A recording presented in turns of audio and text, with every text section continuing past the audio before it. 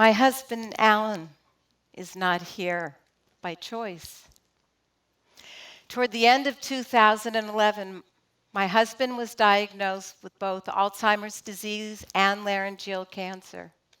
Ultimately, he decided to voluntarily stop eating and drinking as a peaceful means to the end of his life.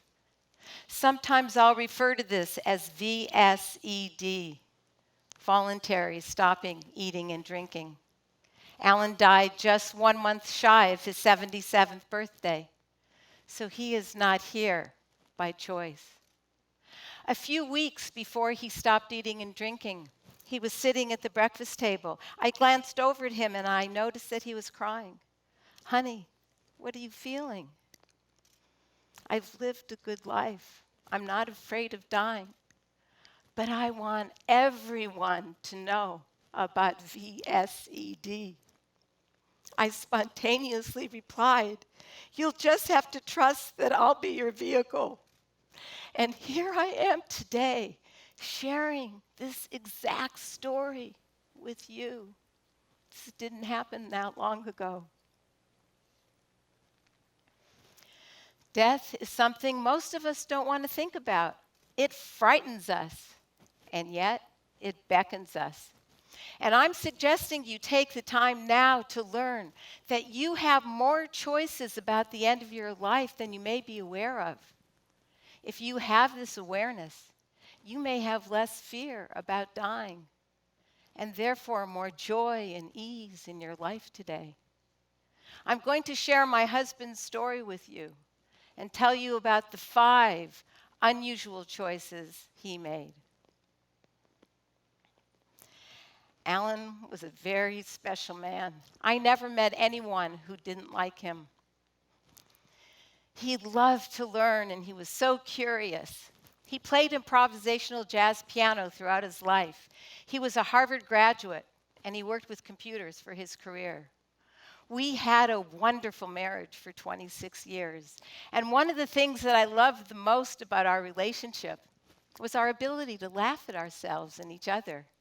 And for many years, rarely did a day go by where we didn't have a deep belly laugh.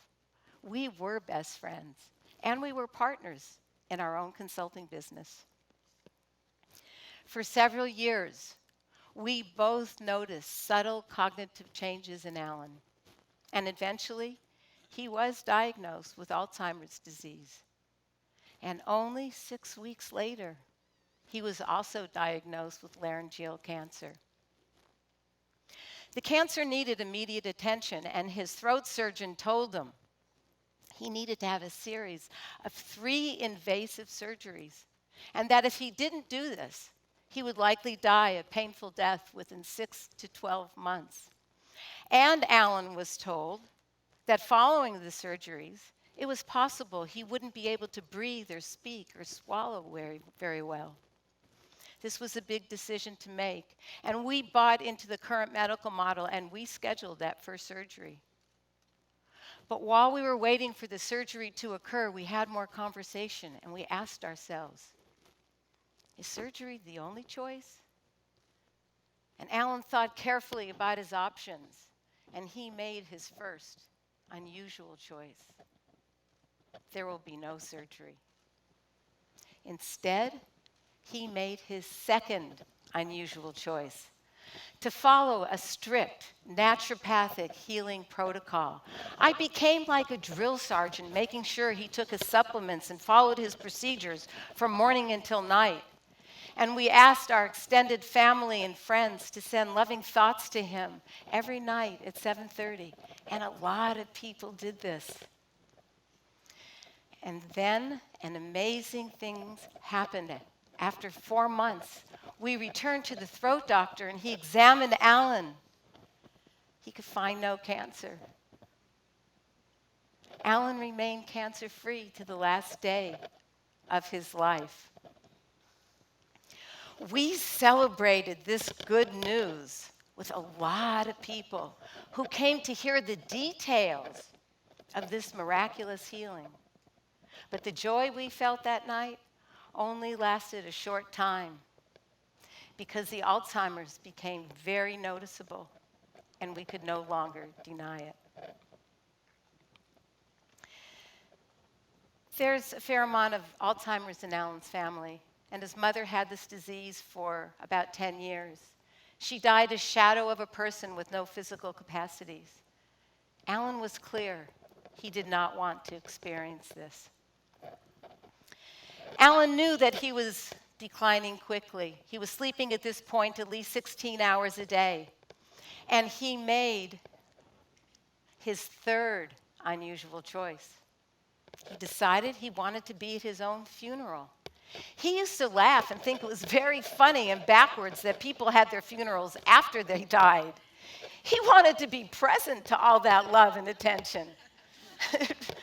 And so about 6 months before he died, while he could still speak fairly well, we had a beautiful celebration of life. And Alan talked and I talked, and many people shared their affection with Alan. It was a magnificent celebration. So Alan had his funeral. And he remained certain he didn't want to live into the late stages of Alzheimer's. But what option was left to him? At this point, a friend told us about VSED, voluntary stopping eating and drinking. And we learned that in 1990, the United States Supreme Court ruled that anyone has the right to refuse unwanted life-saving medical treatment.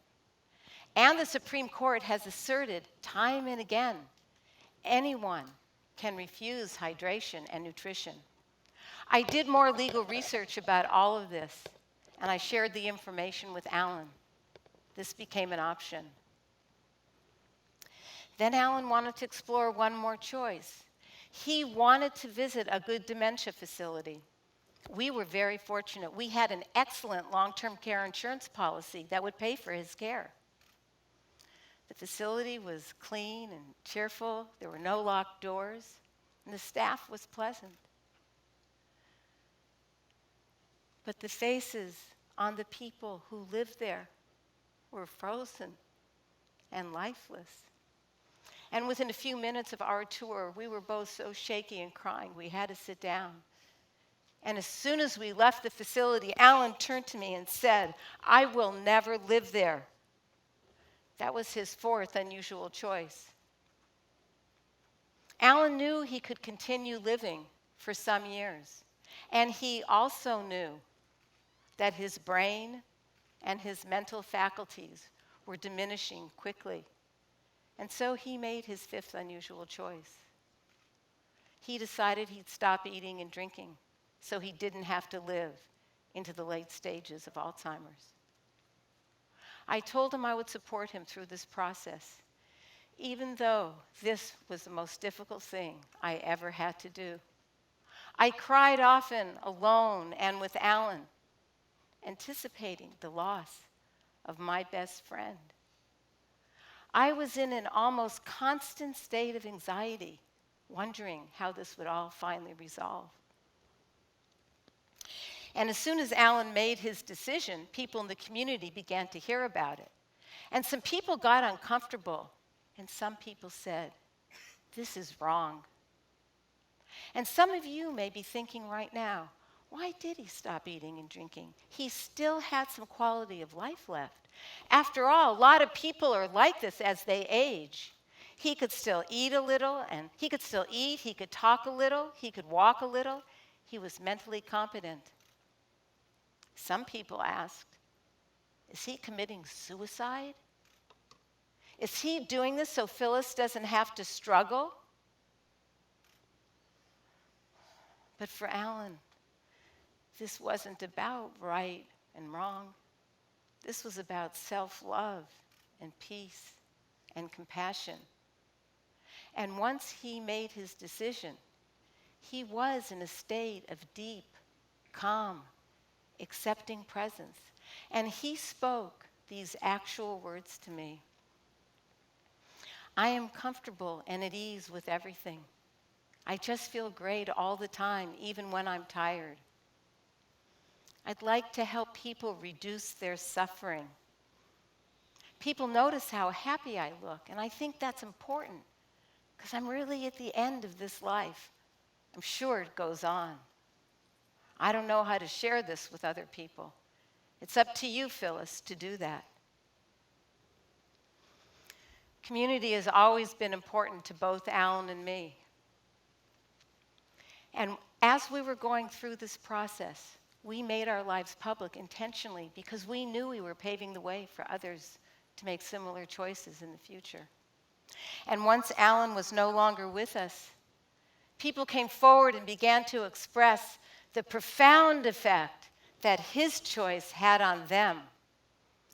People perceived his actions as loving and courageous, as a demonstration of his civil rights. They saw dignity in his death, and many people felt deep relief knowing that this option's available to them someday if necessary. Alan had to be mentally competent in order to stop eating and drinking. We felt he only had a couple of months left before he'd no longer be competent, and therefore wouldn't have the awareness to follow through with his decision. And so he set an exact date as to when to start. It took Alan 9.5 days to be not here by choice. Once he started, he never looked back. He just went to bed and stopped eating and drinking. He remained quiet and asked for very little. He didn't complain nor say he was hungry. To satisfy his thirst, we gave him moist swabs and sprayed mists of water into his mouth until he was satisfied. He had a good doctor and 24-hour caregivers who kept him physically comfortable. And for as long as he could, he thanked all of the people around him for the good care he was receiving. Thank you. He said, thank you. Thank you. And when Alan could no longer open his eyes or speak, I wanted to make sure that he was free of suffering. And so I got very close to him at his bedside and I said, Alan, I am here with you. If you are comfortable, blink your eyes. And with his eyes closed, he could move his eyelids, and I knew he was all right. And while he was in this state, he was able to mouth his last words to me by moving his lips. I love you. On the 9th day, Alan was in a deep coma with loud, rapid breathing. And the doctor estimated he would live another 1 to 3 days. His heart was still strong. But I felt he was really no longer with us. And I wanted to help him leave his body. I wanted to help him release himself, but I wasn't sure what to do. And I went and I just stood by him and I just waited. And then it came to me. And with a great deal of presence, I began to do therapeutic touch, which is a healing modality that I learned from nurses many years ago. And then I began to talk to Alan. Sweetheart, I am here with you. We have partnered together for 26 years. We have shared everything together. And I am here with you now to say your work is done. You have been so courageous, and I'm proud of you. You can let go now. You can release yourself. I want you to know I'm going to be all right. Alan, I love you. I'm going to help usher you home. I'm going to midwife you home.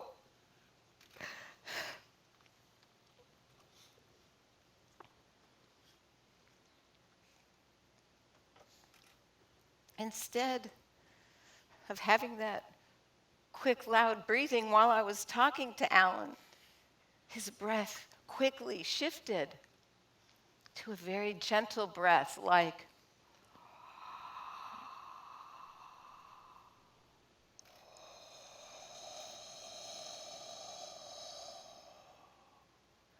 and he just took a few more of those gentle breaths that were so quiet that I couldn't even detect his last breath. And instead of it taking another 1 to 3 days, he left his body in 15 minutes. Every step of the way, Alan made his choices. He chose not to have surgery. He chose naturopathic healing. He chose to be at his own funeral. He chose not to live in a dementia facility. And he chose to stop eating and drinking so he didn't have to live into the late stages of Alzheimer's. And his final decision to be not here by choice brought him great peace. What will you do if you get a dreadful disease? You have legal rights and choices. Your choices may be different than the ones that Alan made. But it is my wish for you that you are empowered to participate in the planning of your own death so that you can have the same kind of peace that my husband experienced. I miss my husband very much, but I'm glad he didn't have to suffer and live into the late stages of Alzheimer's. My support of my husband through his process of dying peacefully and consciously was my biggest act of love. Thank you very much.